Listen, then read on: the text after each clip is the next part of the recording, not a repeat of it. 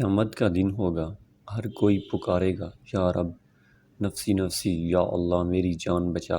اچانک ایک آواز آئے گی، یا رب امتی امتی، یا اللہ میری امت، اور وہ ہستی ہوگی رسول اکرم صلی اللہ علیہ وسلم کی۔ اپنی اندھیری قبر کو خود روشن کرنے کی تیاری کریں۔ آج زندہ انسان سے لوگ وفا نہیں کرتے، کل مٹی کے ڈھیر کے لیے دعا کون کرے گا؟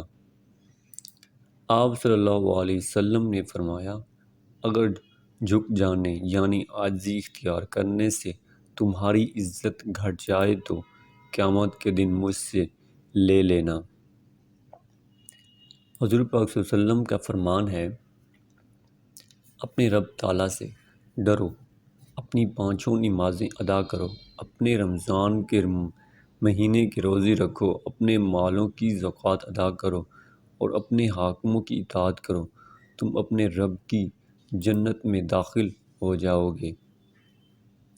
درود شریف کی فضیلت۔ رسول اکرم صلی اللہ علیہ وسلم نے ارشاد فرمایا، قیامت کے دن میرے نزدیک ترین وہ لوگ ہوں گے جو سب سے بڑھ کر مجھ پر درود شریف بھیجتے تھے۔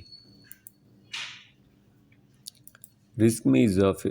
رزق کریم نبی کریم صلی اللہ علیہ وسلم نے فرمایا، جس شخص کو یہ پسند ہو کہ اس کی عمر دراز ہو اور اس کے رزق میں اضافہ ہو تو اسے چاہیے کہ وہ اپنے والدین کے ساتھ نیک سلوک کرے اور ان پر صلہ رحمی کرے۔